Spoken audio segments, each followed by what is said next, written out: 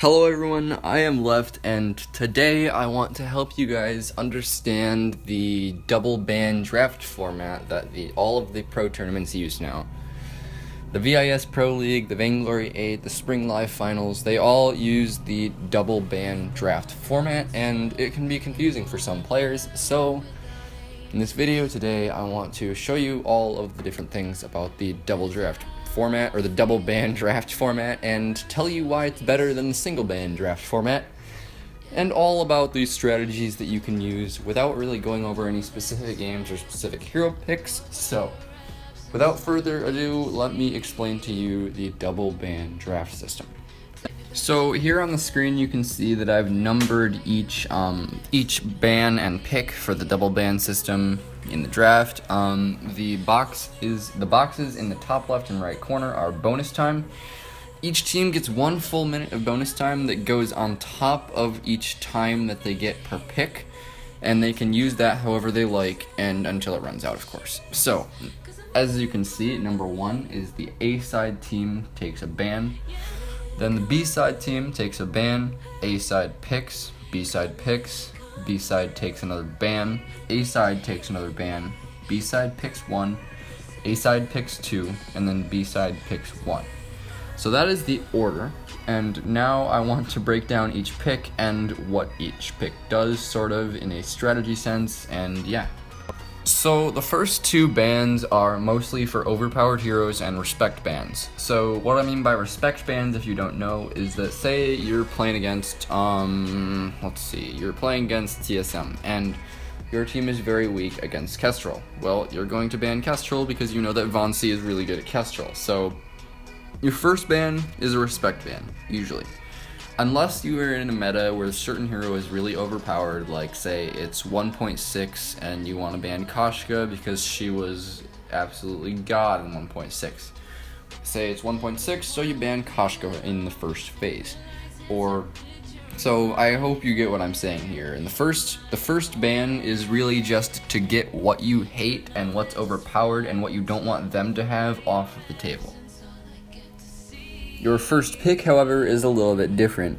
You want to be setting a basis for your comp maybe with the first pick, or if an overpowered or power pick hero snuck through the draft and one of your teammates is good at it, this is where you want to pick that hero. So say if you're Gankstars, this is where you would take Lyra if Lyra has not been picked or banned yet, because Lyra is a power pick for Wrecked. Or if you're Cloud9 and Adagio has made it through the bans, then you want to take Adagio right here because he's a power pick for Old School. So that's what you kind of want to do, and if you don't have any power picks that made it through the draft, then what you want to do is you just want to select a generic hero that can flex or just be a roamer to set a basis for your comp and not show the enemies too much of what you're going to be doing. So the second ban phase is what makes this draft format so great. What you want to be doing here is you want to be targeting a projected enemy strategy. Now, what that means is, say that you're playing against a team and Koshka did not get banned and the enemy team picked Koshka first. Imagine that you are B side and they are A side. So they've picked Koshka in their first pick slot, which means that you have the opportunity to do your second ban first. Now, you know that they're going to be doing some sort of thing centering around the Koshka.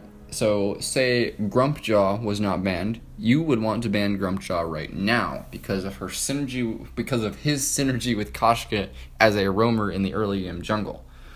Now, you get to pick after A side makes their second ban. So what you would do is say you could take away another pick that would synergize with the Koshka early game as your next pick after the ban.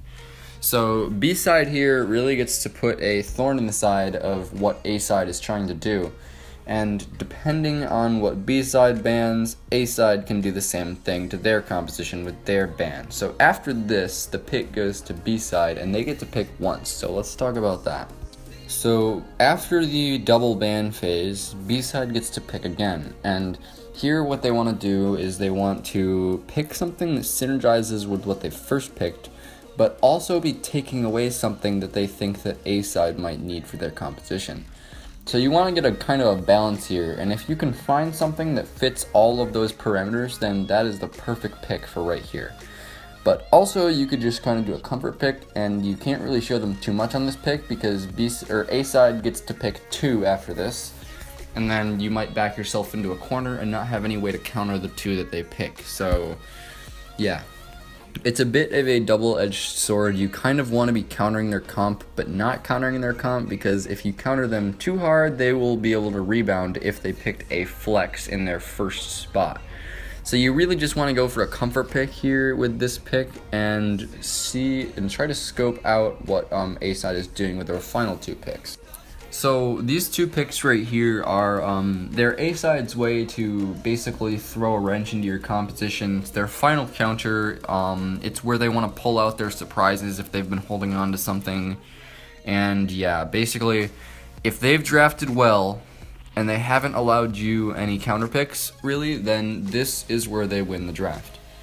However, if they haven't drafted well, and in your team's hero pool is something that counters with the things that they've just picked here with these 2 picks, then the B-side plus pick, which is across the bottom and the right, is going to be the final pick of the draft, and it's going to win the game if you have drafted well. If B-side drafted well, they should be able to cripple A-side's comp with this pick. So, this doesn't really happen a lot, because a lot of times who wins the draft is decided in the double ban phase, and it's decided a lot earlier because these pro teams are so good at jumping on weaknesses in draft of other teams. But if worst comes to worst, and this is your final pick, they've thrown a surprise at you with the their last 2 picks. Say they first picked Koshka, A side, the blue team, and you just assumed that they were going to go all early aggression. So you drafted a team that would be really helpful against Koshka. But then in their last 2 picks, they picked Arden and Baron, which means that they're going to be using the Koshka's early game to help protect the Baron's late game, and he'll scale up, and Koshka will turn into a stun bot, and Baron will wreck everything. Now, if you, with your last pick, you can pick something that can do well against the Baron and the Koshka, like say maybe a Kestrel in jungle that gets a little bit ahead early game. She can outrange the Baron for a long time. She can trap the Koshka, be elusive, all that sort of stuff. And you have a decent roamer, of course. Maybe try Lance or, I don't know, Flicker even. But, so this, as I was saying, this last pick here, you gotta use it to counter A-side's final gambit. A-side's final gambit, like I said, is those 2 picks right there.